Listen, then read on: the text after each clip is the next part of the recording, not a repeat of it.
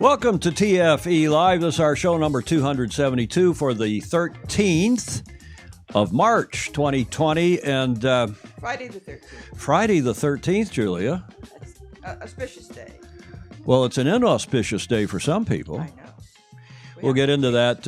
Welcome, everybody. This has been an amazing week, as you all know. I can't remember a day like this, a black swan, really. We'll talk about what a black swan is and why I use that on my Facebook page. I can't remember a day like this other than, I guess, 9/11. What was that, 2001? 2001, right?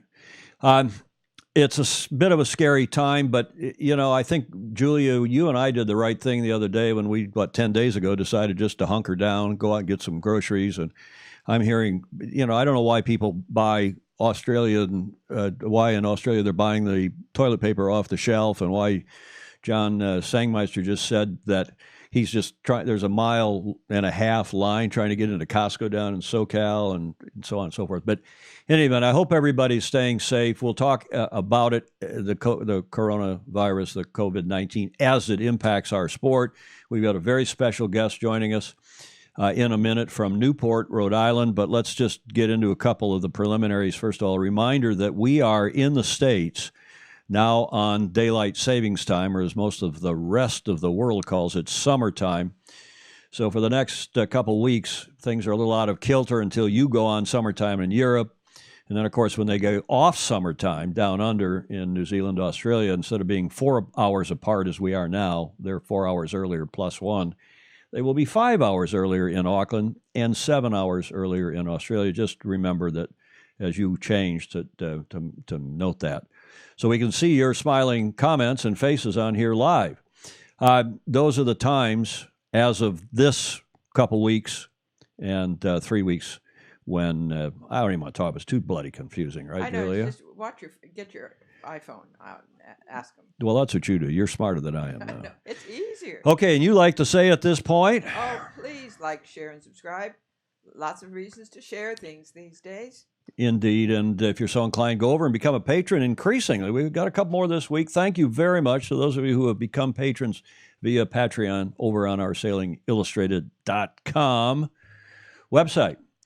Okay, thanks to Tommy Webster, Tom, the Dean of Yachting in the Southeast, who was on the show on Tuesday. Big views, lots of views, and he was talking about the financial situation, because as bad as the medical situation is, especially in some countries like Italy, and our hearts and minds, of course, it sounds weak, but we're all thinking about it, especially our friends in South Korea and Italy and a couple other places where it has really turned into a bun fight. But the financial implications are steep, and I'm sitting here watching the president, who's still in the Rose Garden doing he did a 12 noon. Is that right, or is this now a replay of that? I guess maybe that was a replay. But the market at the moment is up. The Dow is up almost 2,000 points, so it's getting back to whatever it lost yesterday and what was a record day. But we don't want to talk about that. What we do want to do is talk about how cool our sport is. And one of the coolest guys I know, longtime friend, the esteemed executive director of Sail Newport, Brad Reed, is at the other end of my Skype line. Brad? How are you, Tom? Great, thank you. Welcome. Thanks for joining us. From Newport, from the headquarters of Sail Newport, in your brand new building, right? Was it 2 years old now? Yeah, 2 years old. We moved in fall of 2017, right before the 2018 stopover in May. And we're pretty proud of this place. It ties the whole campus together, and a lot of people worked very hard to make sure that this project got off the ground. And our sponsors, our donors, our architects, our builders, and of course our staff and board of directors. So we're really proud of this place, and many of you sailors out there that are listening today. And do we have more views than Trump has currently, or what's the story there? I'm sure we will before the show's over. I mean, a lot of people watch it not only live but in replay, and of course you'll be a very popular attraction. Quite well. Congratulations, Brad. You've been executive director, what, 20 some odd years? 22 years. Wow. They took a chance on a 33-year-old kid in 1998, and we have a core group of staff that have been with us the entire way. Kim Hapgood, who'd been here for about 6 months, or no, almost a year and a half prior to me getting here. And then we hired Kim Cooper right after that. And, we filled in with some amazing people. So our team has really stayed together, flourished. We've had great leadership from a wonderful board of directors. And we couldn't do it without the partnerships of the Marine community and certainly the state of Rhode Island, governors, directors of agencies, our Senate presidents, all the folks up in Providence and in Newport have been wonderful. And we've survived. Well, you have indeed, but you've done more than that. You've thrived, and I've got my hand wash here. We'll talk about it in a minute, but thrive, and it makes me think of what you and Sale Newport have been doing. That's Kaiser hand wash. I got a whole box of that coming today. Oh, good. But I'm particularly keen to hear how you're doing, and I keep one eye anyway, because as you know, back in 1983, I think that was before you were born, wasn't it, Brad? I was in college. I was at BU. I was watching race number 7 at the Dugout, the famous bar right in the center of campus at Boston University. I may or may not have skipped a couple classes to watch that live on Channel 10, which was the first live broadcast of a sailboat race. And we did watch Australia 2 beat Liberty that day. And I have said many, many times, Tom, that the loss of the America's Cup in Newport, although very traumatic and quite an extraordinary moment, could have been the best thing that ever happened to sailing in Newport.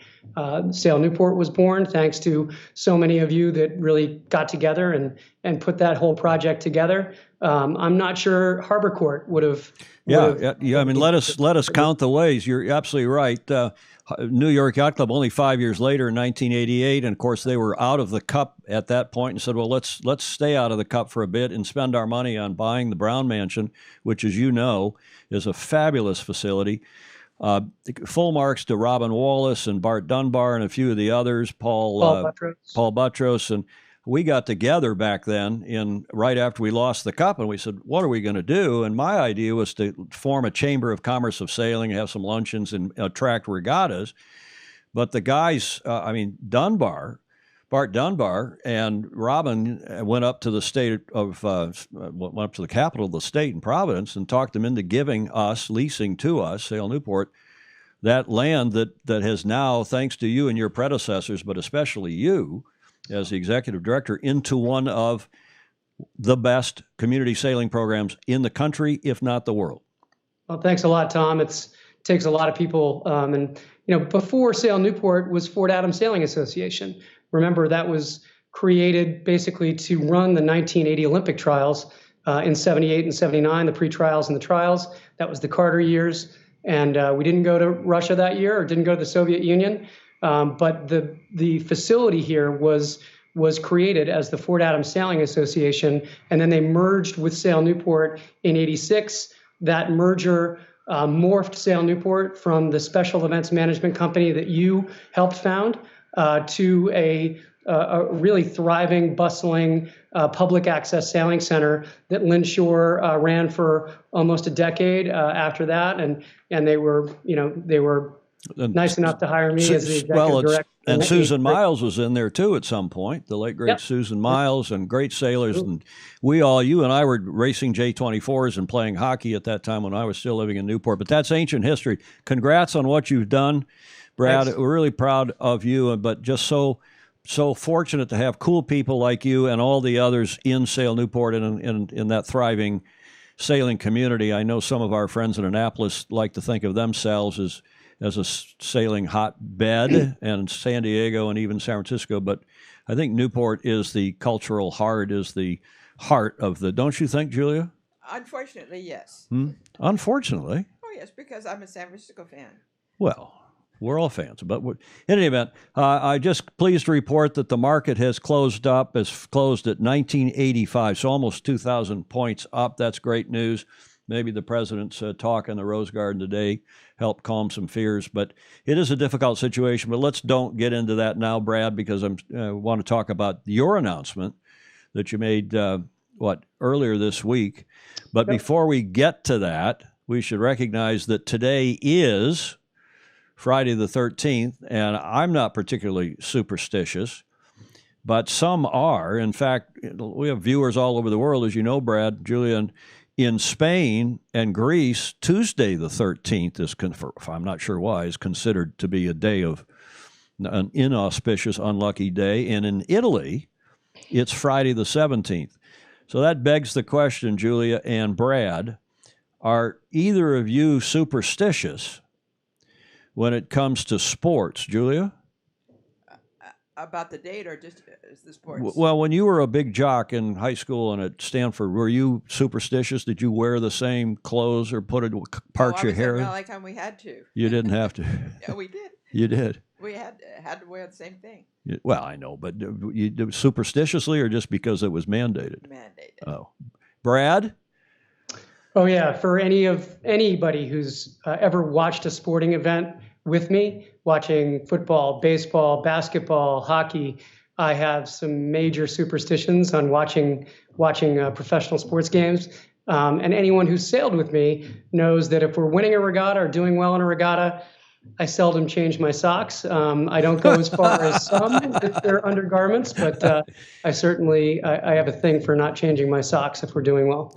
Well, as a hockey player, you will know there's a certain Sidney Crosby, famously good. Who's he still playing for? The Penguins?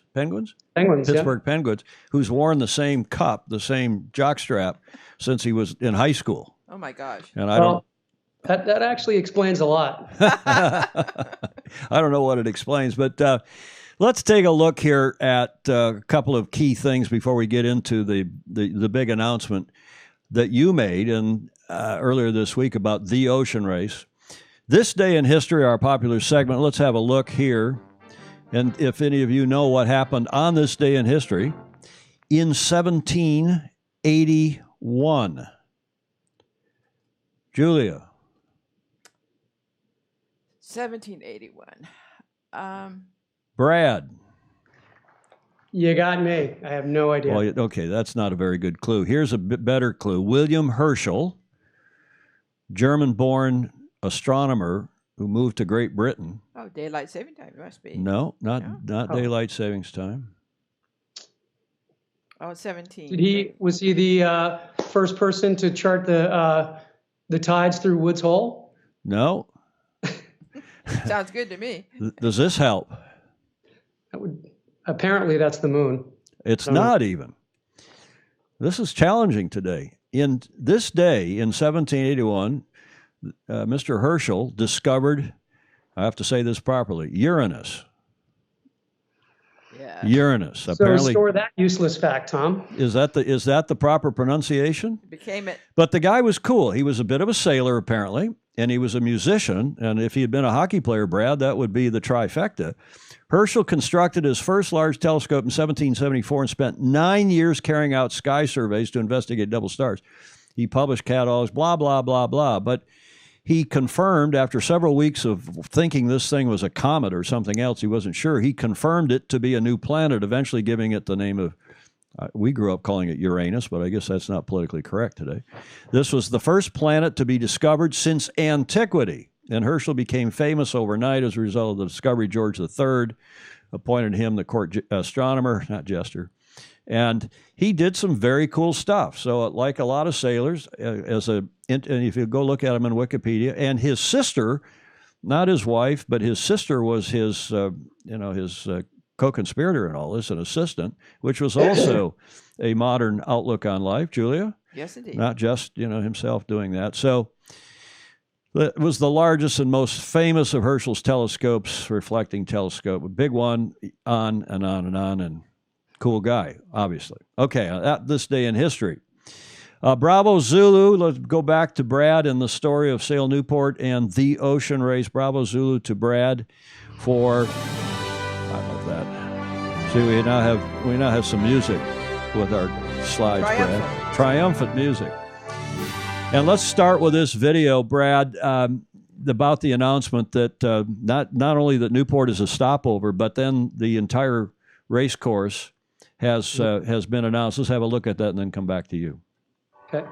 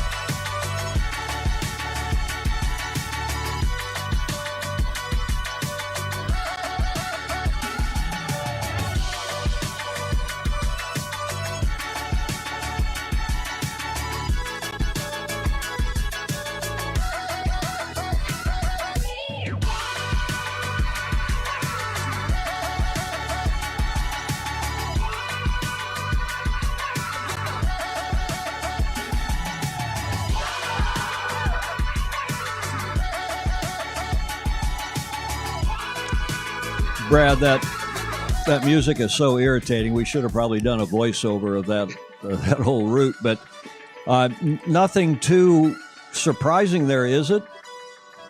No, it's a traditional. If you look at it in the last 15 or 18 years, it's kind of the traditional race. It is a little different that they're leaving Australia to starboard. That's a new one, but the ocean race is still managed by the same core group of people.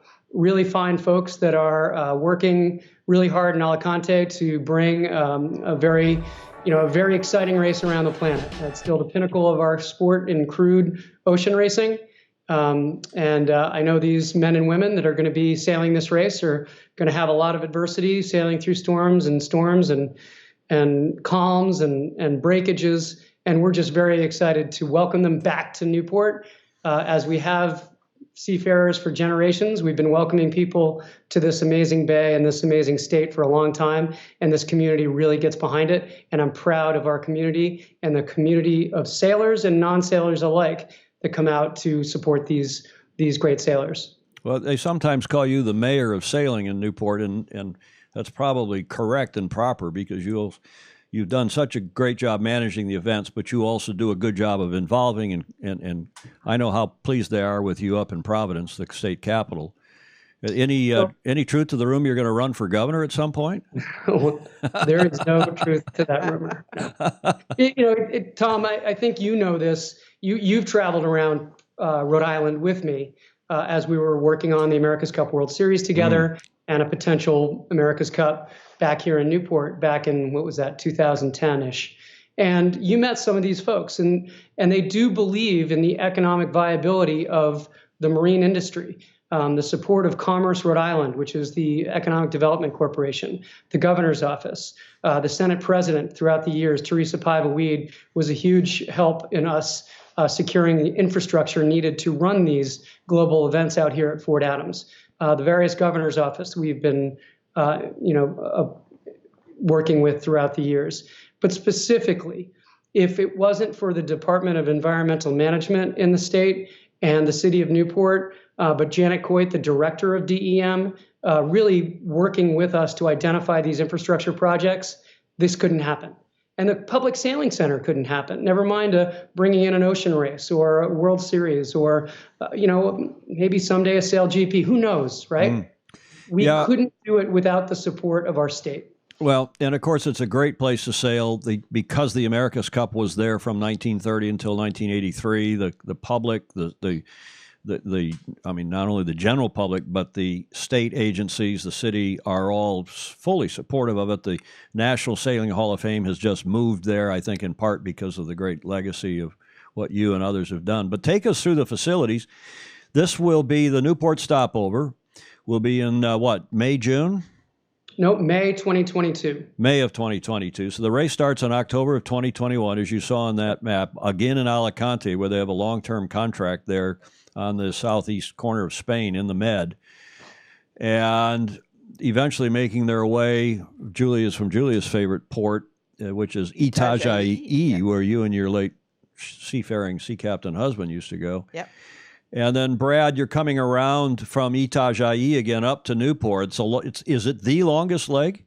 Oh, no. I think it's got to be Cape Town to Shenzhen is the longest leg by a big chunk.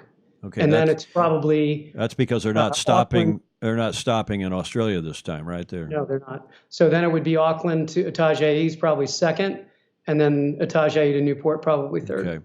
So it's a long leg, and tell us about the facilities. How will they be different? I mean, these are celebrated for what you did on the big dock, and tell us about the setup here.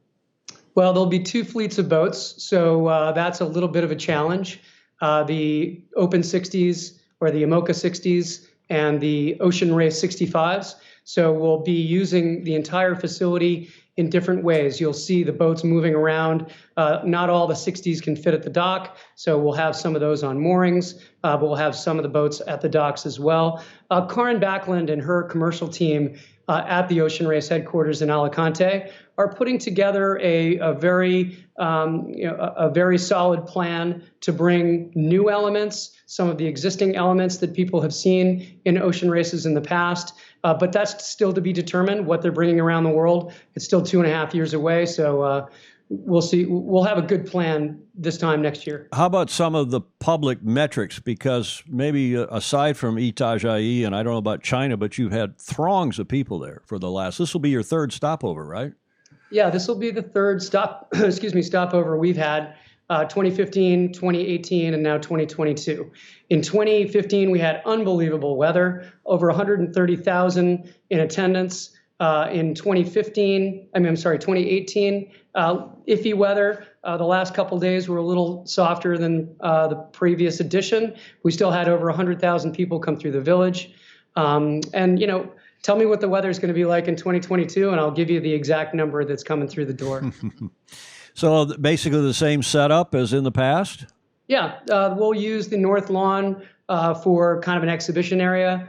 Certainly the technical area where all the team bases and a lot of the team facilities are will be in the big parking lot, which you see at the left of your screen in the number 3 area. The race is still looking into how the boatyard is going to be configured, but that's an interactive element that they bring. There's no Volvo Pavilion per se, but there's a much bigger corporate hospitality structure that's going to be going around the world. From what we hear, a new Sailor's Terrace. But there'll be a Helly Hansen store. They're the clothing sponsor for this race. You'll have a variety of different elements that the race will bring. And then, of course, the things that we did so well over the years, we created what's called the Exploration Zone that was funded by 11th Hour Racing, our partner, that brought together a collaborative group of nonprofits to showcase what they do to support the health of our oceans, both in the bay, outside the bay, and also educational components that really drove, you know, hundreds and hundreds and hundreds, literally actually thousands of school children to the stopover on school field trips. Yeah, that was out on the North Lawn, if I remember. Which, yep, if first I year was back on up, the I North Lawn, think second time inside the fort. Yep. Yeah, that's out to the right there in the more or less lower right corner. Well, it's a great facility. When was Fort Adams? Is that a Civil War fort? When did that get established? So basically, the U.S. got sick of the British coming and burning Newport. So right after the War of 1812, they developed plans to build a huge masonry fort.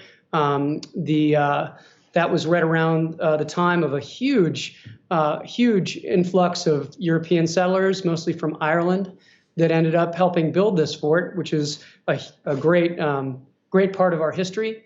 So the fort was built between the War of 1812 and the Civil War. It never has fired a shot in anger.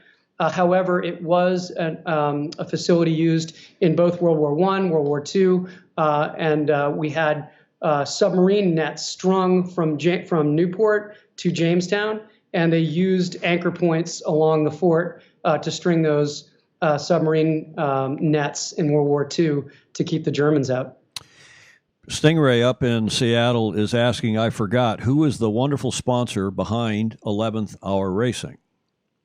Well, 11th Hour Racing is part of the Schmidt Family Foundations, and 11th Hour Racing uses the sport of sailing to basically put out their message of sustainability around the world, to showcase awareness for ocean health, and to change behavior, and to use the sport to identify areas where they can promote behavior change and how we think about plastics in the ocean, think about ocean acidification, think about overfishing and what that's doing to our environment. So 11th Hour Racing has done a great job of integrating sailing into their message of sustainability and environmental awareness. Yeah, and that's Wendy Schmidt, who is really the leading light there, and her husband's name is Eric Schmidt, who is the former CEO. He may still be chairman or executive chairman of the board of Google, so they got plenty of dough.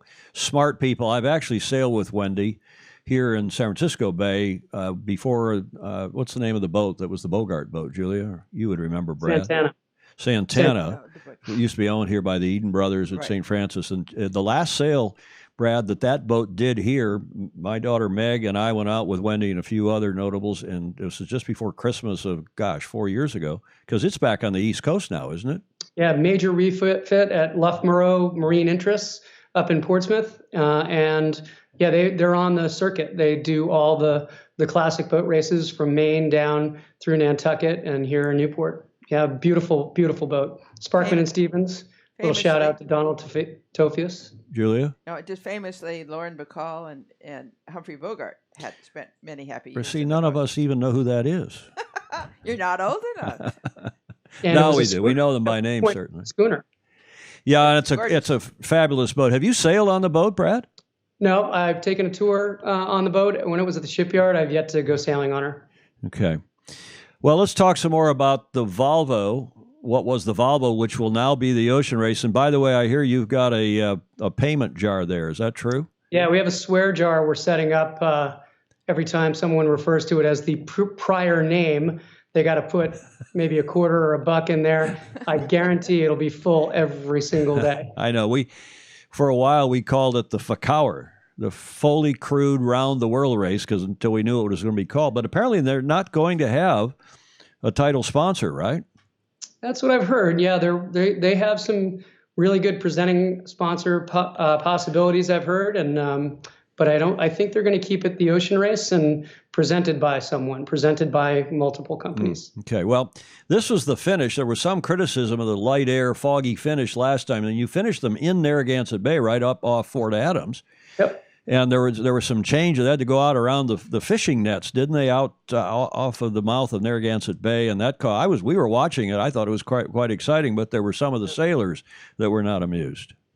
Well, what they did is they instituted a very strict policy that they're not going to allow the boats to race through what are called the separation zones for commercial traffic. So as they approached Rhode Island, the southern coast of Rhode Island, they had two choices. They could either go close in aboard Point Judith, or they could go down close to what's called the Sakonnet River, and across by the fishing traps. But the whole thing is to avoid what's called the commercial separation zones, with the boats coming in and out of the Port of Providence, Port of Davisville, going in and out of Long Island Sound, and then also Buzzards Bay. Hey, listen, we all go sailboat racing in various conditions. And yeah, it was foggy and it was light, but we had a finish that was 15 meters from boat number 1 to boat number 2. Now, Dongfang was not happy. I get it. They were 3 or 4 miles ahead going into the final 4 to 6 hours and went down to 4th place. Hey, unfortunately that happens. Yeah, it happens. It happens at the Derwent River and the Sydney Hobart. It happens in the Newport to Ensenada race, which is now, I think, over 100 entries, which is good news. I assume the race will keep going. But fantastic stuff. What else is new and cool about this next one? Were you going to do more of this inshore racing, I assume? Yeah, both fleets will do some sort of Pro-Am racing, 2 days of Pro-Am racing in Newport, 1 day of what's called the import race, and then the restart will be on the Sunday. I think the race is going to actually put out the final dates coming up in the next couple weeks, so I'll let them come out with all the different dates of everything. But yeah, it'll be exciting. And last time it was so foggy on the Sunday as we started getting ready to send these guys and girls off. It was so foggy. They were almost ready to change the start point to past Castle Hill out in the ocean. But then at 12:15, as we're making the decision, the fog cleared, the sea breeze came in, and we had one of the most spectacular Newport southwesterly 12 to 15 knot days you can imagine. And those hardy souls that braved the weather in the morning came out and were treated to a spectacle. Over 20,000 people along the shores, all kinds of boats out there helping say goodbye to these fine athletes. Well, you can see in this photo, Julia, it's still a little foggy there. This is up Narragansett Bay off Fort Adams, and this is a shot. I guess it's a telephoto lens, Brad, but it's a shot from your regatta headquarters, the village at Fort Adams, and gives you an idea of how close up and personal the start was, right, Brad? Yeah. Mopfre had to call for room to tack at the wall, and on the other side, the previous edition, Charlie, he was in Alva-Medica, had to call for room to tack at what we call the House on the Rocks, or the mother-in-law house. Clingstone. Yeah. Well, I was there, and I was out with Peter and the late great Olaf Harkin out at Castle Hill watching it. And you're right, it was spectacular. We maybe had a cup of coffee or something more adult than that even, and I really enjoyed it as the boats tacked their way out of the East Passage of Narragansett Bay from the start in front of Sail Newport, in front of Fort Adams, and out, and then they go out and turn left and head to, where were they heading? To Wales, right? Last time they were, was Cardiff. Cardiff in Wales, yeah. Exactly. Yeah. Okay, well, it's pretty spectacular, and as you mentioned, there's going to be two fleets, it looks like this time, both the return of the 65s, the VOR 65. What are they calling them now?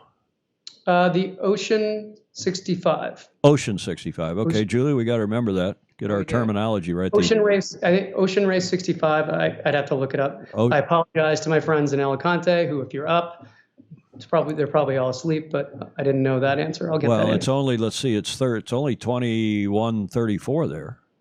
22:34, so it's only 10:30. Yeah. That's in Spain. That's, they're just thinking about going out to dinner, and then they're at the bar right now.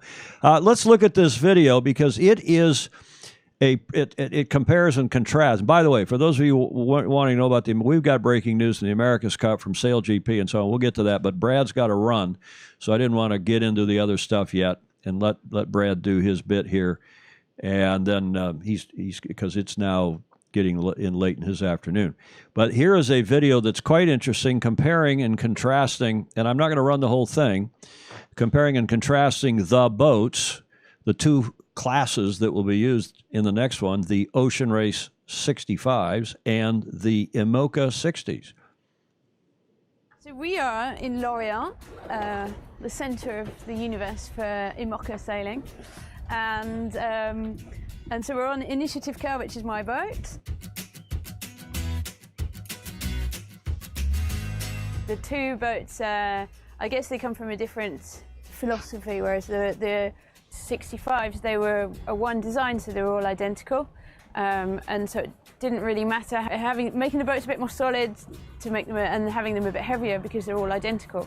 Whereas the IMOCA class is an open rule, not completely open, but it's an open rule, and all the boats are different. So we're pushing the boundaries of the design and the R&D and everything in the boat. So naturally, it's faster and lighter and more fun to sail. At the same time, maybe it's a little bit more fragile. And because we're testing new things the whole time, obviously some of the new things work and some of the new things don't. You will see on IMOCA it's different masts, so most of the boats are equipped with the standard mast. So it's no spreaders, but these spreaders are here. So it's a little bit different. Okay, well, let's you can move the mast to let's bring the audio down, and we'll just talk over this video as these guys are going. What do you think of the two classes? Do you think there's going to be a good, both will be subscribed? Do you think one will be the hotter class than the other? Well, I think, I mean, the hotter class is definitely the faster boat, and that's what the IMOCA 60s are all about. The boats are skimming boats. They're not fully foiling. They don't have elevators on their rudders, but the front foils certainly allow them to lessen their displacement quite a lot, and there's going to be a balance between the boats that just hop out of the water consistently, but kind of do the kind of herky-jerky motion, and then there'll be probably a design brief that gets the boats a little bit more to skim all the time. So the IMOCAs will be quite a bit more exciting to watch. But the 65s have their points of sale that they might even be faster than the 60s. I can imagine the 65s being quicker, maybe upwind, at least higher pointing boats for sure. But we'll see. It's exciting. Having two boats is good. How will they make up for the speed difference? Presumably they're going to send the 65s off early? Nope, same time. All the same time. They'll just have a staggered finish. So they're on the routing that they've done for us, and that we've gotten from Charlie, who's run some initial numbers, is maybe 2 to 3 days behind on a leg from Itajaí to Newport. Maybe less if it's upwind, maybe more if it's smooth water, blast reaching the whole way. So that's data you're saying from Charlie Enright. Yeah, I mean, Charlie's, they have one of the old boats. They have Hugo Boss.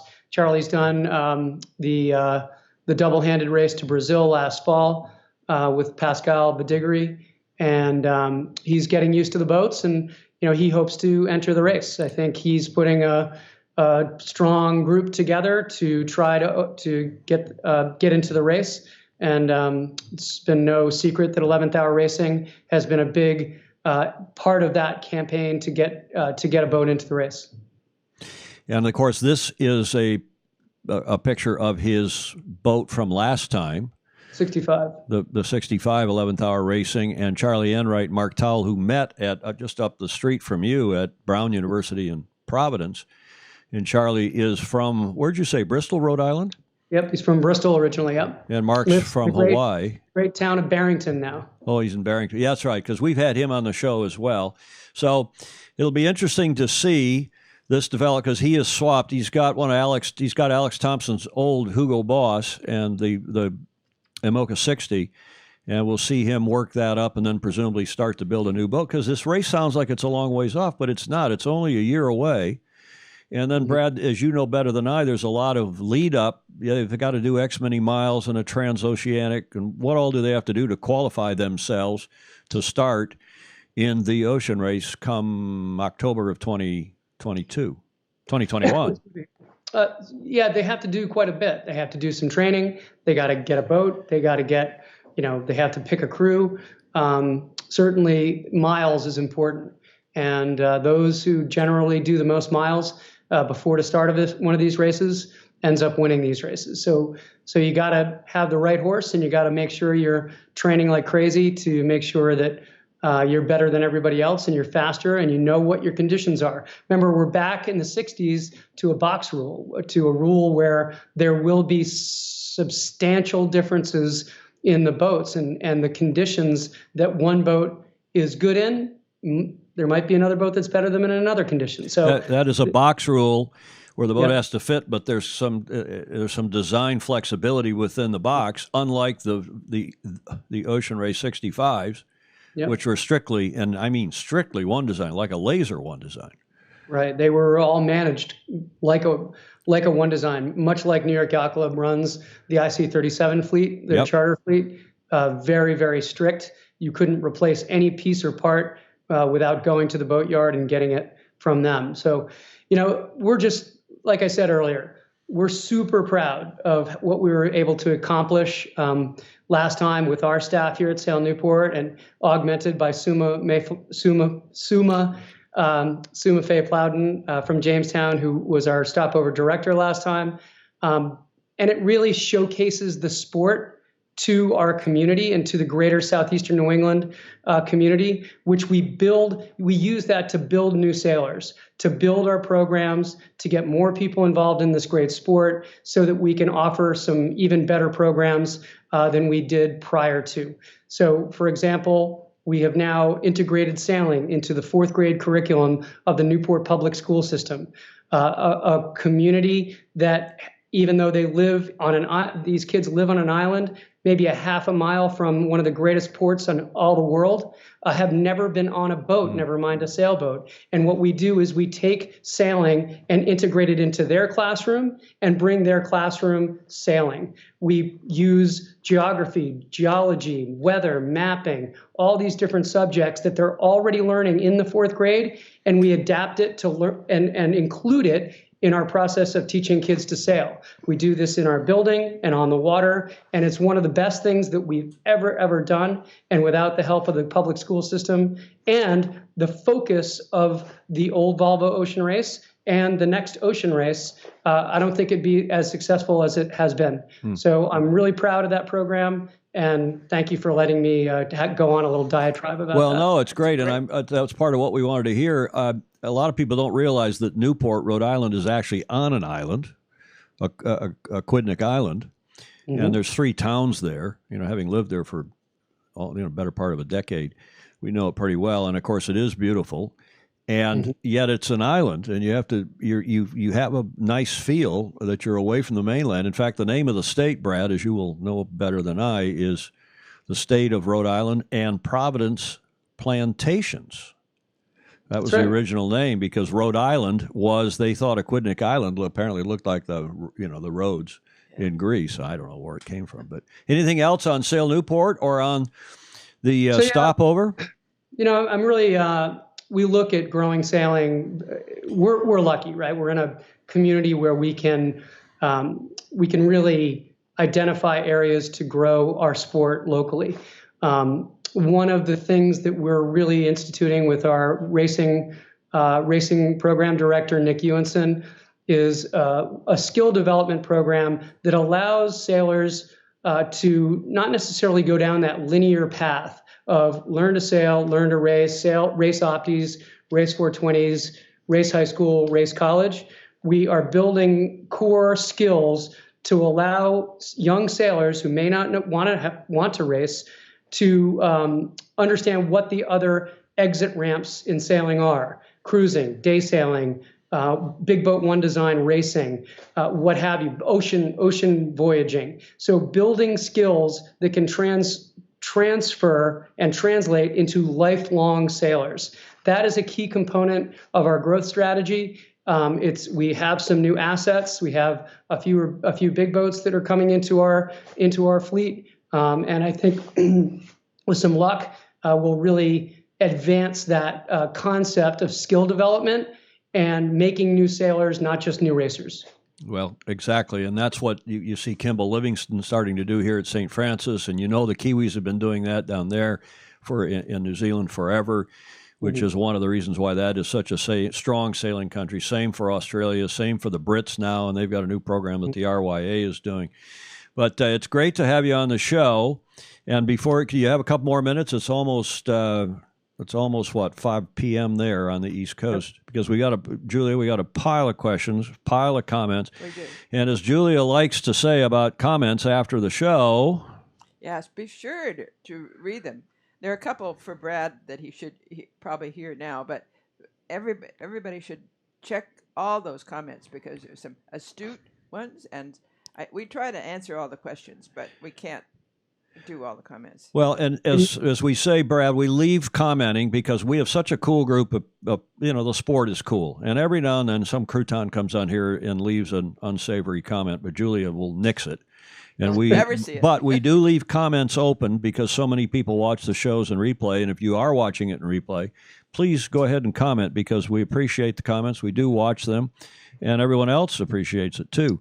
Hey, Tom, as long as you can block Scott McLeod from commenting, I'm good with any questions. Is McLeod on here commenting now? Yeah, I think he lurks in there. He doesn't actually comment. He just texts me during the broadcast.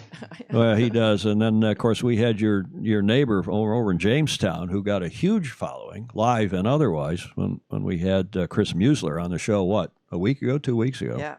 No, a week ago today. What else? We got... Vince McAteer, Brad and his staff at Sail Newport are true treasures for our state. Huge thanks for their leadership and advocacy for Rhode Island. They've been creating opportunities for decades now. Environmental, sailing, economic, etc. Yeah, and who else? Gosh, so many. Thank you, Officer. You're going to get a fat head. Yeah. Reading all these comments, Brad. Hey, it's a team. I've mentioned some of my team, but you guys originally created this thing as a special event management company, and Matt Duggan and his incredible volunteer staff put on the best regattas in the world. We work directly with New York Yacht Club, Ida Lewis Yacht Club. We host regattas, everything from the Claggett Clinic and Regatta that's here every year, disabled sailing event, to our Newport Regatta. This year we have the J80 Worlds. And everything that's going on in the world, I get it. I am really optimistic that people are still going to want to use their boats, want to go sailing, and come to Newport, bring your boat here, cruise here, race here, day sail here. We got you. Well, indeed, we get through this current, I guess we got to call it a crisis. I mean, it is a crisis, financial and otherwise. We get through this, there will be a lot of pent-up demand and a lot of people getting back on the water, and we're better to do it than Newport. Karen Campia, thank you for your kind comment. I remember that when we put, Brad, you probably remember when we were having the World Women's Keelboats, and we had to move the J-24s inside the fort to protect them, and my boat was being used. Hurricane Gloria. Hey, speaking of Suma, her name is Sue Maffei Plowden, and we all call her, and have for 100 years, she's not that old, but we've always called her Suma because it comes out. Is she, on the strength of her working for you at Sail Newport and doing the AC World Series event there a few years ago and the Volvos and so on, she was also going to run Colliery, which of course now is off. Has she gotten out of Italy? Is she back in Newport, do you know? Yep. She's back in Jamestown. I think she and John are enjoying some time inside their house for a week or two. So, but we're so glad she made it out and made it back. And, you know, this is a tough time, but certainly Suma is the best in the world at what she does. And if we're lucky enough to get her back next time, we're going to get her back. For the Volvo. I got to put money in you. Money in the jar. Okay. Nick Ewenson is watching. Now, he is the son of the Ewensons I knew at Ida Lewis way back when? Yep. Cool. Yep. Well, it's nice to see generations happening that way. Yeah.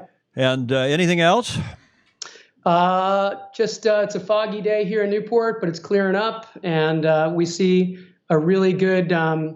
We really see a great horizon for sailing here in Rhode Island, and I'd like to once again thank my staff, thank our board of directors, thank you for your service as a board member back in the 80s, and we're here. We're going to try to get better and try to maintain and even exceed the expectations that everyone has for us. Cool.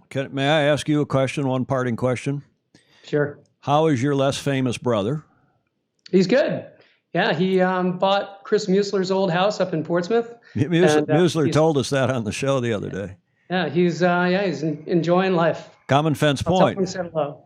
So yeah, give him a big hug. And we of course played hockey, and I do think that Ken has taken Gary Jobson's mantle and maybe even Peter Montgomery's mantle, and is the best live commentator we have in the sport. And that's, of course, he's president of North Sails and is a world-class professional sailor. But to also be able to go on the air, and what I like about we're talking about Ken Reed, of course, what Kenny does is he's able to articulate the sport, to commentate, to do play-by-play, to do color in a way that keeps the sailing community, all of us, all the people on here watching are, for the most part, are expert sailors. But also for somebody who is maybe not an expert sailor, and maybe he's not even a sailor at all, Ken can explain it in a simple, understandable way, which I think is what we need lots more of in our sport. I agree. I'm very proud of Kenny. He's done a really nice job. He's studied it. He's gotten better at it each time he's done it.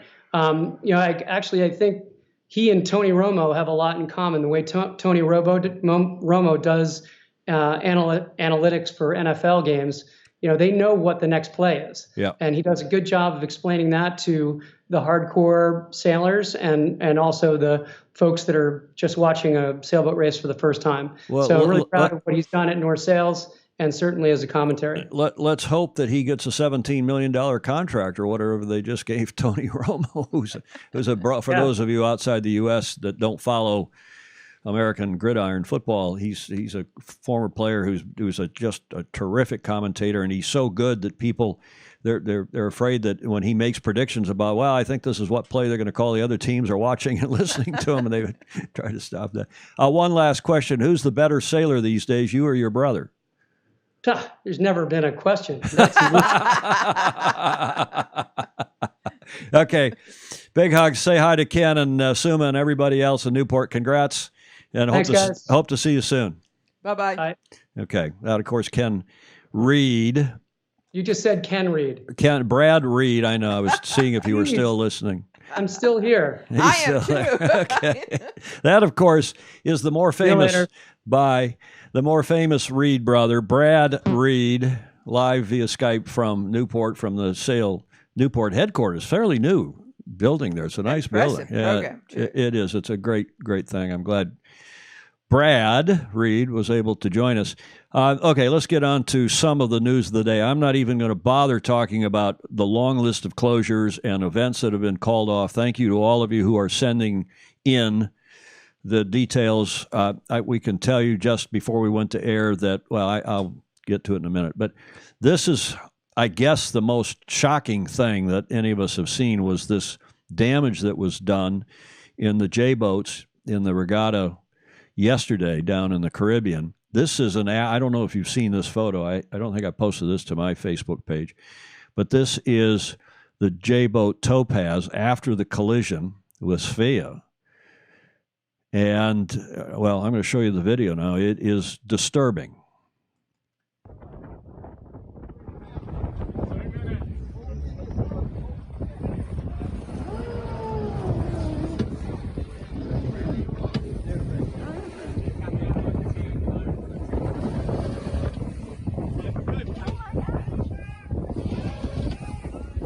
So a lot of shouting you can hear now going on. Out of the left side of the picture comes a port tacker, Svea, trying to duck Topaz. And Topaz rode up across her transom, obviously. And I'll go back, play it again, I guess.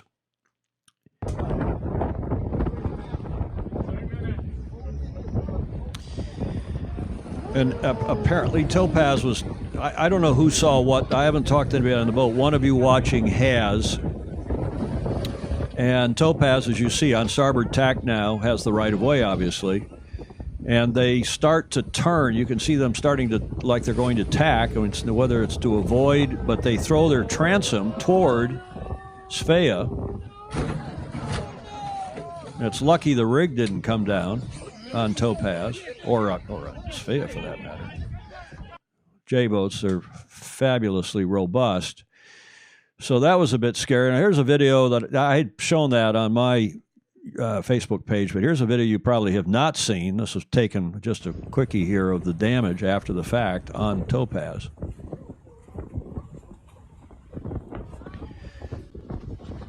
And amazing that the rig stayed in. But these are big, heavy, robust, obviously cool boats. And this is Tom Siebel. This is Svea, the owner, Tom Siebel, who's here in the Bay Area, St. Francis member, New York member. I don't know who was driving. I don't really care. But had that boat, had that T-bone happened, just, I'm told reliably by one of you who's on here watching and didn't want me to use your name, but you had talked to the helm of Topaz. Had that T-bone happen a meter or two further forward where there were people, there would be, it would have been way worse than it was. As it was, a couple members of the crew on Topaz had to go to hospital. This is the official word coming out of the Super Yacht Challenge Antigua during the final minutes leading into the start of race 1 yesterday for the J-class. At the Super Yacht Challenge Antigua Regatta, collision occurred between Svea and Topaz. Both boats sustained damage and immediately retired from racing. 2 crew members have received medical attention. I'm not sure, but I understand from, I wouldn't say this is 100%, but I'd say it's 75%. One of the crew still in the hospital, broken ribs, and it wasn't pretty. And luckily, as I say, the collision didn't happen a couple meters further. Whose helm made that possible? Well, I mean, obviously, you've got a port tack boat. Yeah. The wind's coming from the light, the top of the screen. A port tack boat who has to give way. Yeah. And they're trying to cross behind. Yeah. It looks like they're trying to cross behind, but at the same time, the starboard tacker Topaz looks like they're trying to tack, and as they're tacking, these boats are 100, plus long. And that looks, I mean, overall, not on the waterline, but it looks like the transom of that boat astern is being thrown into, and these guys just underestimated how far they had to turn down on Svea.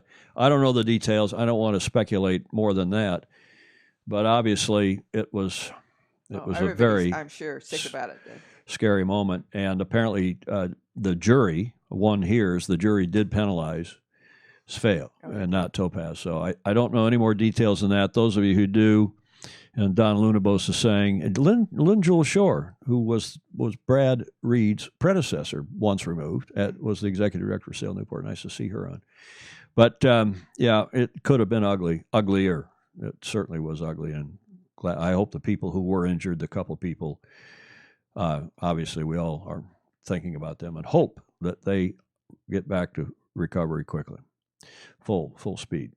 Okay, the coronavirus, you all, excuse me, I need some iced coffee, Julia. Yes. Well, we need to put some Baileys in here or something. Because St. Patty's Day is coming up, I think we need a good supply. Don't we have a show on St. Patty's Day, the 17th? No, that's Wednesday, I think. Oh, it is. Well, we can celebrate it anyway.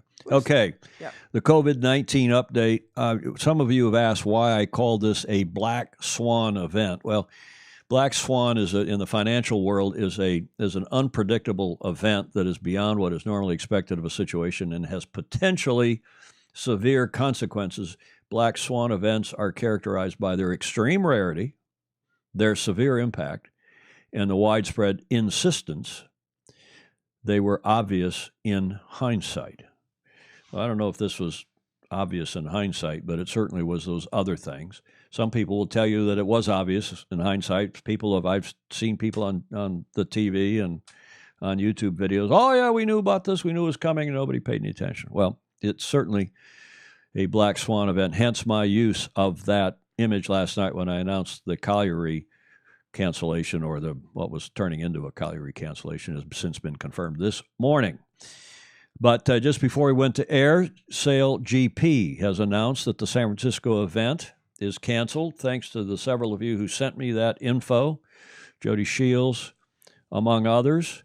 Sad news, and then you will have to wonder if New York, which is the next event after San Francisco, will go on. But it's obviously a rough period for everybody, and a few sailboat races get canceled. It's not certainly the end of the world. I do have a friend in Europe I think I said this on the Tuesday show, a friend in Europe who's, many of you would know, whose wife was coming, they live in Spain, came back from Italy, got real sick. This was before it was on people's radar screens, at least in the Western world. Tested for flu, was negative for flu, but was nonetheless down for the count for 5 days with pneumonia. Her husband got it. Her husband flew to Miami, was at the Miami Olympic Classes Regatta, and was supposed to come on the show here, was down for the count for 5 days. And presumably with the classic symptoms of a high temp and a dry cough and, the aches and pains and so on. But that's it. It's, you have, the big thing is apparently the shortness of breath, SOB, as the doctors and nurses are telling me they call it. So if you spike a high temp, Julia, we got one of those fancy, what do you call it, thermometers? Yeah. That you just touch it to the forehead, and right. You don't have to put it in your mouth or some other. And it's accurate. Or some other orifice, and it's accurate. So I can take that off. I'm sure you all know this, but it bears repeating, I guess. If you spike a temp, and some of these people spike really high temps too. If you spike a temp, you have this dry cough, and it's persistent, and shortness of breath. And I'm told by the doctors and nurses, again this morning, that one way to test yourself is to take a deep breath and hold it for 10 seconds. Shall we?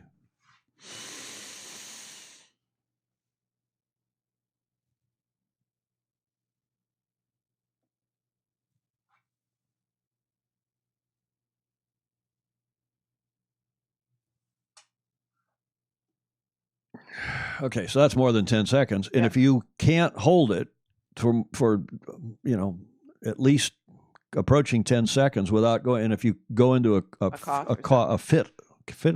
coughing fit, If you go into a coughing fit, that's pretty sure you've got something, pneumonia or something else. So you should then, and what I'm told you do is you don't go to the ER, you don't go to the urgent care, you call and tell them what the problem is, what the symptoms are, and then they will tell you what to do. Yeah. Because they don't, that's the protocol that we know from friends here that work in the Kaiser system here in San Francisco, our Alfredo Partible and others. And by the way, the Kaiser system, which is one of our big HMOs in this country, health maintenance organizations, announced this morning that they've got the Korean drive-through procedure testing being set up, as did New York announce that this morning, and I think Miami's done the same. Okay, enough of all that. But as you all know, finally, after a lot of fiddle farting around, the America's Cup World Series Colliery has been postponed. Now, this was announced last night by the defender, who's not running the regatta, and it was finally confirmed this morning by the Challenger of Record.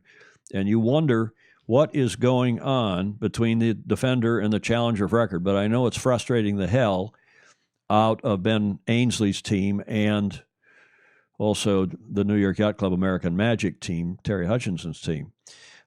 Yesterday, some people are saying, well, the only reason they called it off is because of this. And I broke this news on my Facebook page when I was sent this picture by a Fozy, somebody close to the Luna Rossa team. And people didn't believe me when I actually put a post up at first that said, well, they've suffered some serious damage on Luna Rossa, so one hears. And I'd seen this picture, but I wasn't authorized at that time to post it. And it does. I said it looks, like Jaws. It looks like Jaws, right? It looks like a shark mouth that's wide open, missing a few teeth. In the bow, of course, of Luna Rossa Prada Pirelli. And what one hears happened, as I also reported on my Facebook page, and has been widely picked up now by everybody else because the team hasn't admitted anything. Apparently, the bobstay, there's a bowsprit on these boats that sticks out from the bow. And there's a wire that goes from the foot of the bow up to the sprit to keep it intact, to help with the load.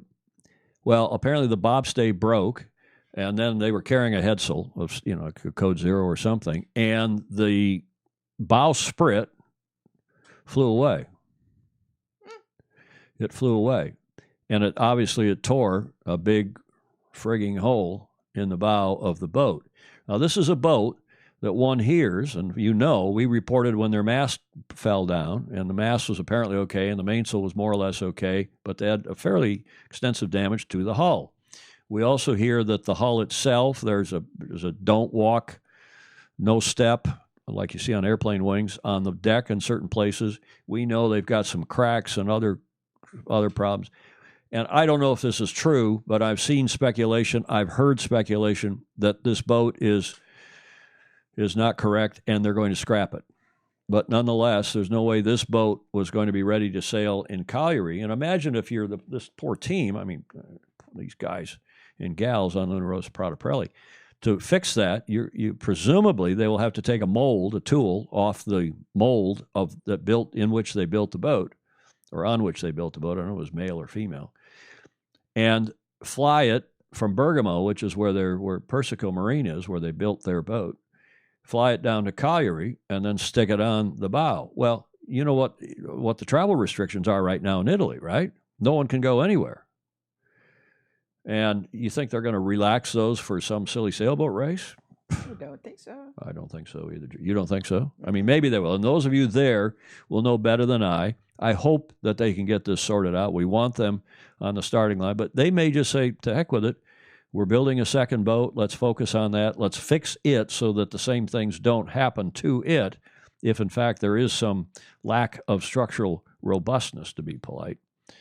This is the boat on the hard, and the team still has not, unlike everybody else, when there's a problem, we long ago learned if you've got a problem, go public, tell people, because croutons like me are going to get the information anyway.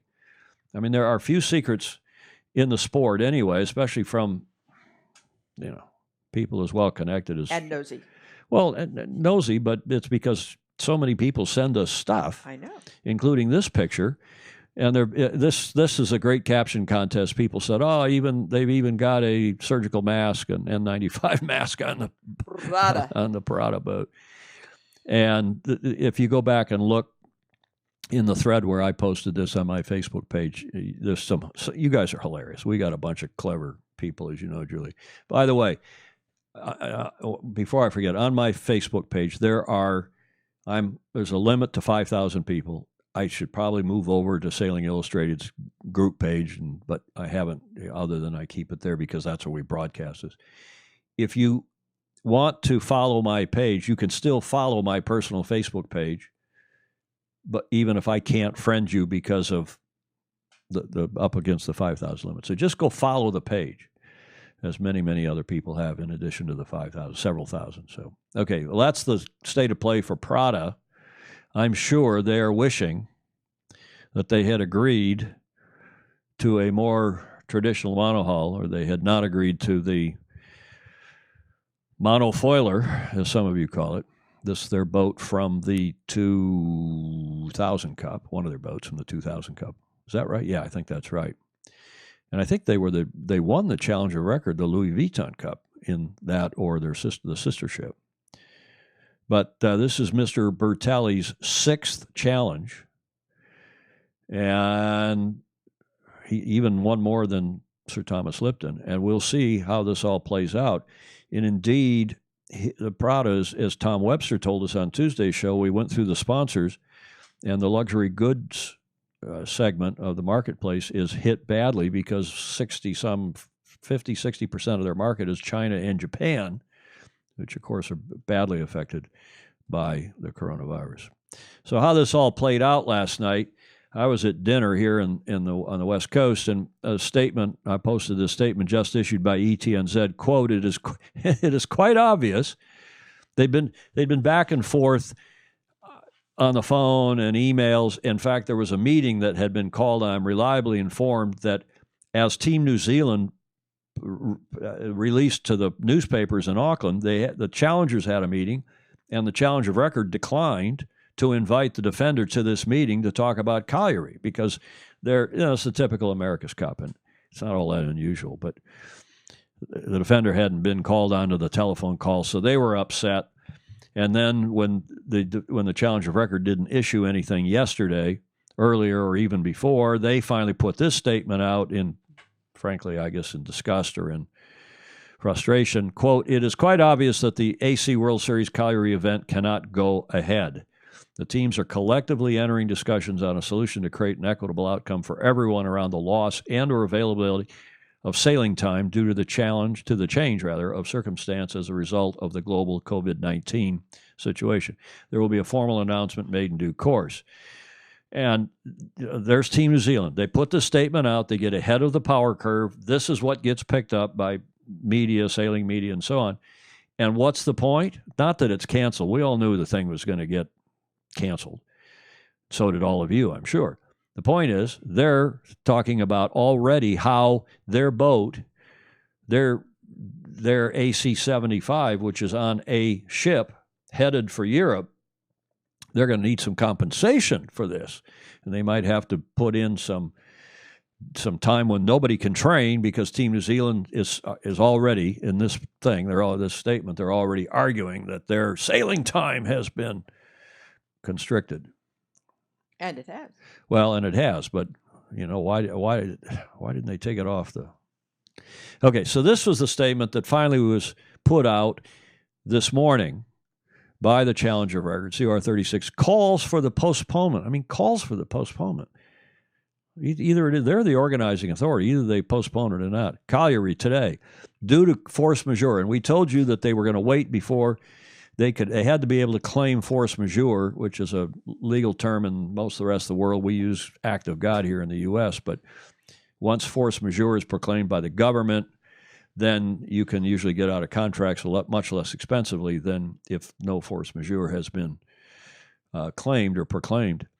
Due to force majeure, following the declaration of the pandemic by the WHO and the restrictions imposed by the different governments, CR36 has declared the impossibility, I'm sure this is wording right out of their contracts they have with their sponsors, has declared the impossibility of organizing ACWS Sardinia, 23-26 April, at the scheduled date. Core 36 also submitted a proposal to the Defender to postpone the event to a new date.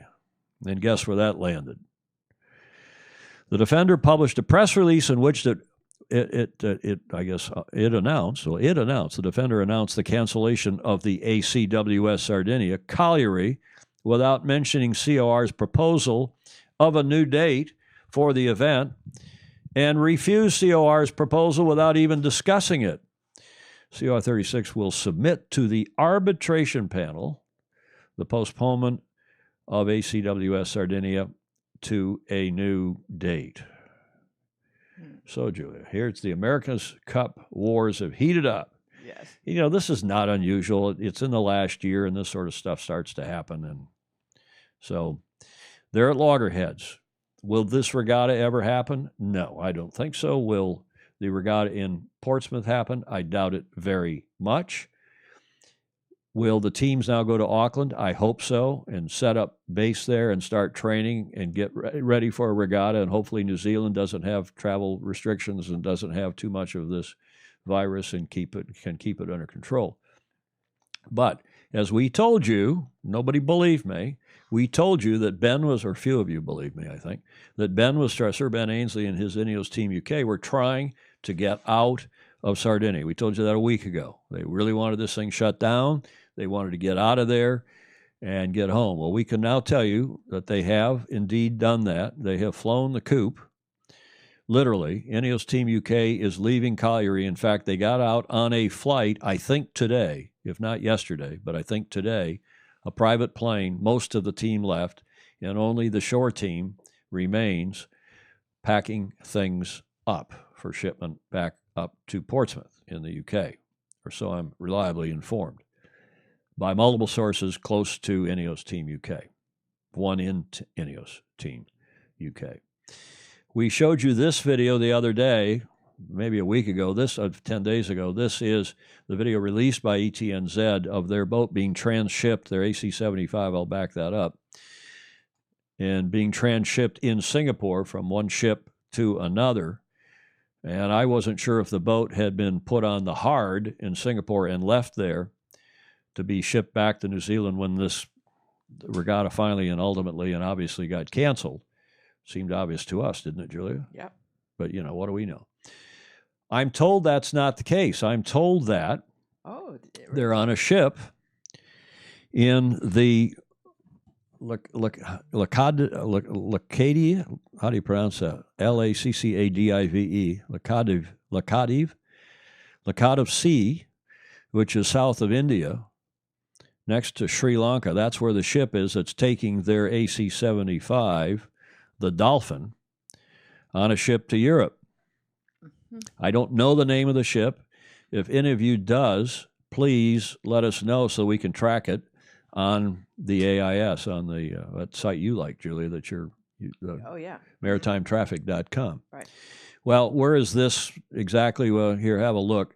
In the big picture, they have left New Zealand down in the far right corner. They took Australia to starboard, and they went up the left or west coast of Australia, went across to Singapore, and then they went. They're transshipped apparently, and I'm told by the ETNZ PR guys that that's what's happening, and I take them at their word. They're headed, of course, over past scarily past Yemen and Saudi Arabia, up through the Gulf of Aden, the Arab Gulf, and then through the Suez Canal and into the Med, and they were headed to Italy. Now, you think they're still going to do that. It's obviously way shorter than going down and around the Horn of Africa. Now, if they can get that boat off, and they did say, it was an interesting comment, they did say, that is ETNZ's PR people, we are evaluating what options are available to us. So we'll see if somehow that ship stops someplace else and they get the boat off, Portsmouth gets canceled, and it gets sent back to New Zealand. But maybe, Julia, maybe Portsmouth will happen. I don't see how it's going to happen. I mean, I just don't see it. But maybe it will. Okay. China pushes bogus theory that the U.S. started coronavirus. Uh-huh. I mean, excuse me. Did you ever see my email? About Why the coronavirus started in China? why? It's pictorial. It's pictorial. Oh, no, I didn't see your email. Oh. Is it something I should stick in here right now? Is No. it okay? We'll put it up on Facebook maybe. Okay. Here's the status. That's pretty dark, but it's the start of a video. And it's New York Yacht Club who are training happily in Pensacola and getting a lot of days in. And look at this video.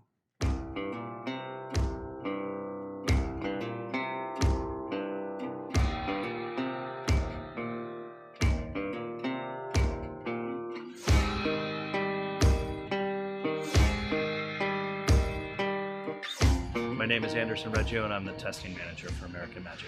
When we were up in Rhode Island, essentially all of the sailing that we were doing up there was commissioning the boat, getting all of our systems into operation, and doing very basic checks. The boat was performing exceptionally well, but it allowed us, once we got down here to Pensacola after those first few days of sailing in Newport, which were all commissioning based, down here in Pensacola we could really hit the ground running.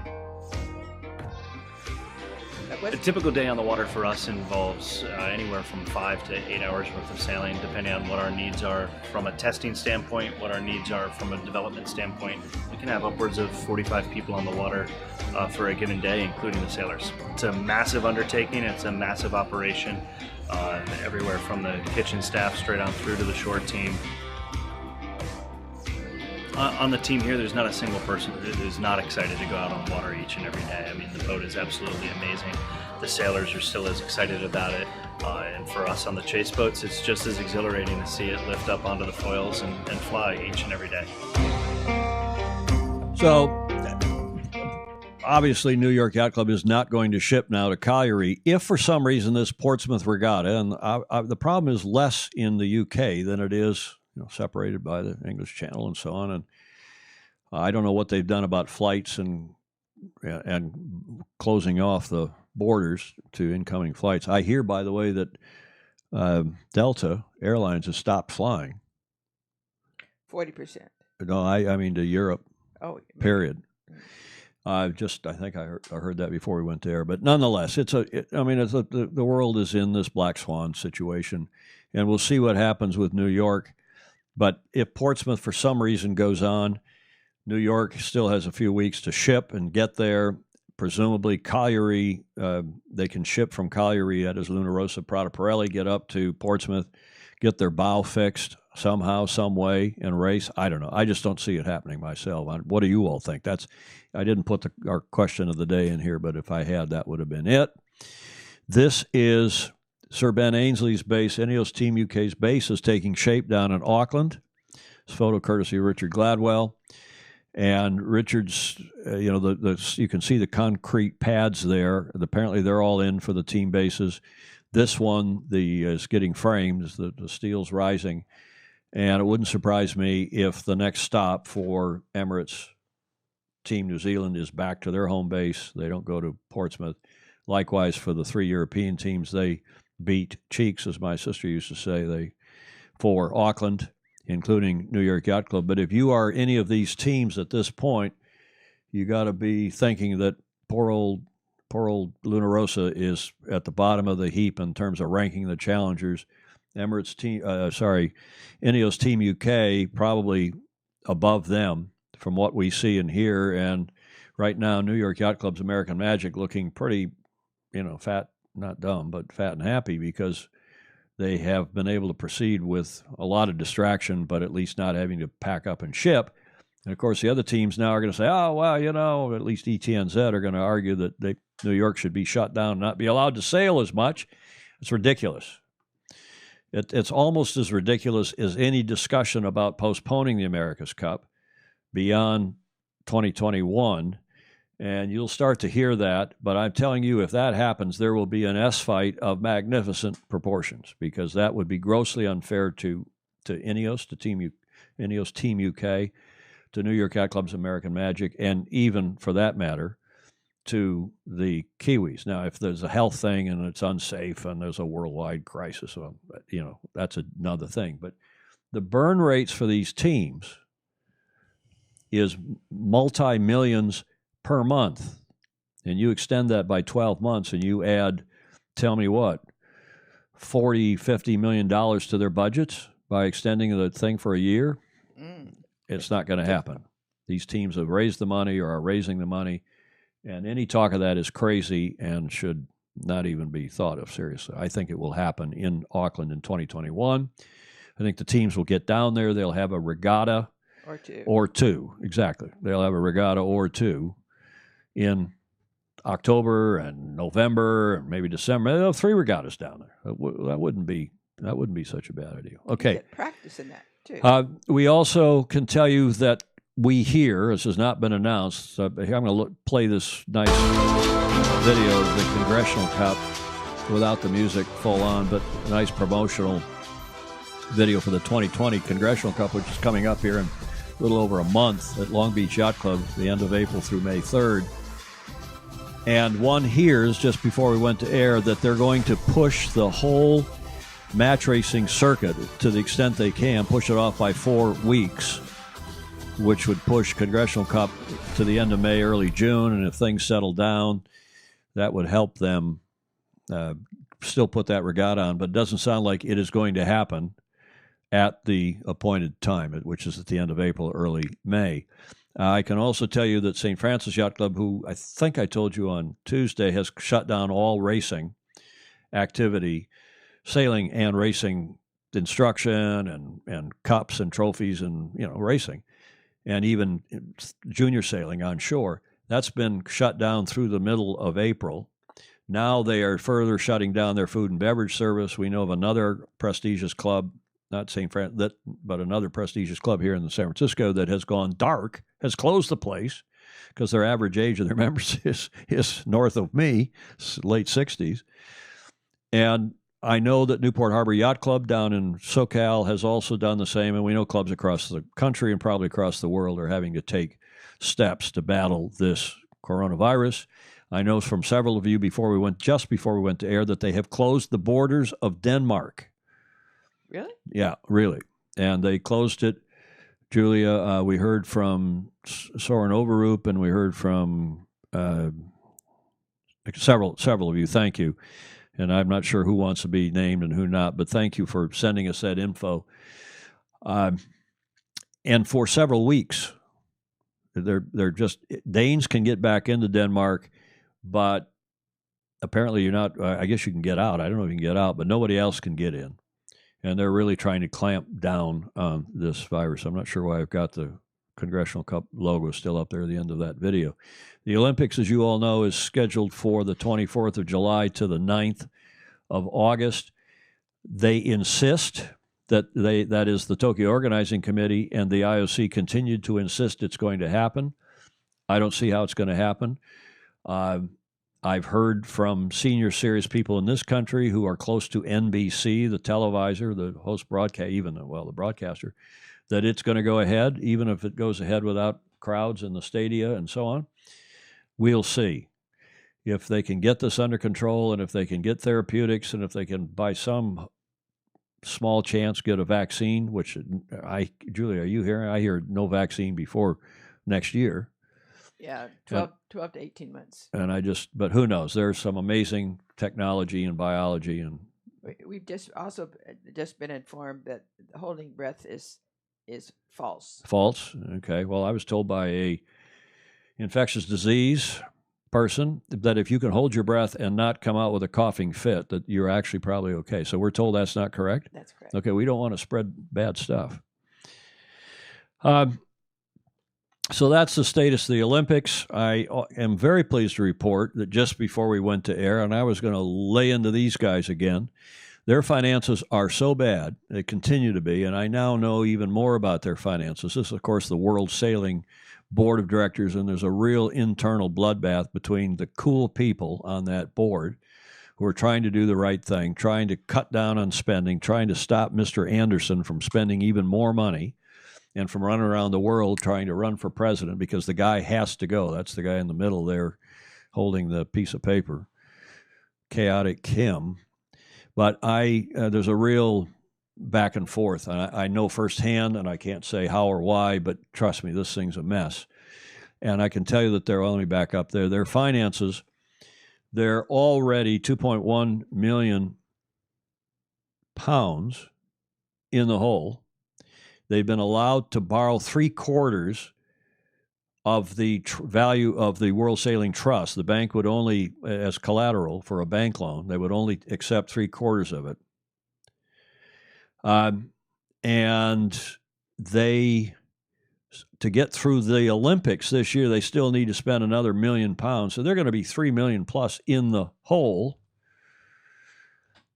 before they get any hope of TV money. And then, of course, if the Olympics gets postponed a year or two, which is what some of the talk is, then there is some insurance. I'm told World Sailing does have some kind of a business interruption insurance or an Olympic falls apart insurance. And I know the IOC, as we've told you before, has some kind of a fund. They'll get through it. Don't worry about World Sailing falling apart. It's just the people who let it happen, let it get to this stage, that so overspent their $15 million quadrennial revenue that they get from the IOC, and that was Mr. Anderson, and the former CEO who's moved on to another job with Ron Dennis. I'll tell you about that on Tuesday. Andy Hunt, but it's ridiculous what they have taken this, or the depths to which they've taken this organization. That is Mr. Anderson, President Anderson, and the former CEO. Now, the good news, there is some good news here, and that is that they have, Mr. Anderson has been trying to mount an EGM, an extraordinary general meeting on, I think, May 3rd was the date. And as we've been telling you now for weeks, the national authorities have been writing saying basically, get stuffed. And here's a letter from the FIV, the Italian, as just one of a couple dozen letters I've seen. In accordance with the foregoing, the member national authority I represent, which is the Italians, Federazione Italiana di Vela, I represent, is of the opinion that the debate and voting process of the governance reform must be interrupted and formally requests the cancellation of the announced EGM, Extraordinary General Meeting, which we've been telling you for weeks is ridiculous. It's another one of Chaotic Kim's last-ditch efforts to fortify himself as president and get himself reelected. And he somehow thinks his governance proposal is popular. It is not. It is croutonic. And I'm glad to report that on the strength of Bill Canfield, who's the president of the USVI, George Wasila in Hungary, and Paul Henderson up in Canada, Gerardo Seeliger, and a number of other people, Luca Devoti, they have led the charge, and even the Canadians, because they have not, they've been lukewarm to this thing. But today the Canadians wrote a letter saying, please respect the health concerns of the MNAs, is the last paragraph, the exceptional costs when most cannot afford extra costs, and the challenges and dangers in health of flying and meeting in groups, because they can't do this EGM electronically. It has to be done under the Constitution in person, as well it should be. You should be there, go and debate. Anyway, all the paperwork that supports this governance proposal, as stupid and bad as the governance proposal is, they still don't have the paperwork out. People are making submissions to change it. It's been canceled. It's been canceled. Yeah. So I'm just happy to report that it has, but it's why it's taken this guy this long to cancel is beyond me. Chaotic Kim, the beleaguered and befuddled, just before we went to air, announced that this EGM has been postponed to the fall, and just to the regular AGM, which is when which is what we've been saying all along. Okay. That's about it for us, unless we go back, because there's so many comments and questions. Let's do a little Q&A here, but I will tell you that on Tuesday, I'm pleased to tell you that Riccardo Simoneschi, who is the former president of the Star Class, he's the racing director at the Yacht Club Italiano in Genoa. He was the regatta chair for this Genoa Olympic Classes Regatta, World Cup Series Regatta, that was supposed to take place and has now been canceled, along with basically everything else in the sport for at least the time being. He has some rather interesting, I'll be polite, observations to make about World Sailing and trying to accommodate World Sailing's World Cup Series Regatta in Genoa. And he will be our guest live via Skype on Tuesday. Okay, Julia, over to you before we wrap this up. Gordon Smith says Denmark non-residents must leave in the next 24 hours. Oh, really? Yeah, Gordon was one who also texted me just before we went to show. So non-residents have to leave. Yeah, no travel across the border until the 13th of April. International trade will continue. Wow. Okay. There's lots of stuff. Please read the comments. Yeah, as always. What else, Julia? I've got one of you who's on here has tested positive, I know, for coronavirus. Our thoughts are with you as well. You said you're apparently over the hump now, but you said it was one of the worst things you've ever gone through for 2 or 3 days of just what is just really hard pneumonia.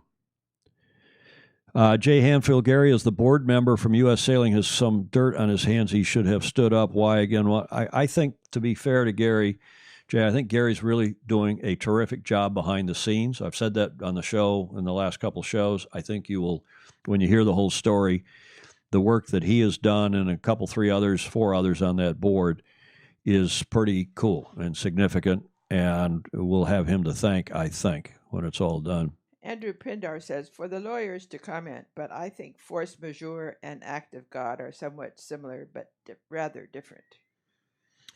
Yeah, I mean, I lived in Europe for 18 years and dealt with contracts, and force majeure, the French obviously, is roughly the same thing. I'm not a lawyer either, but nonetheless. Leslie Ryan is watching. Paul Homchick, perhaps they'll add a regatta in Auckland. Yeah, before the Prada Cup. I think they've got one scheduled now, maybe two, and I think you're right. What else, Julia? There was a whole thing about why didn't ETNZ fly their boat to Italy, and the answer is bloody expensive. That's why. And Steve Gruber says, I don't know if Emirates has a big enough cargo plane. Plus, it's super expensive. It's super expensive. I think they do have a big enough.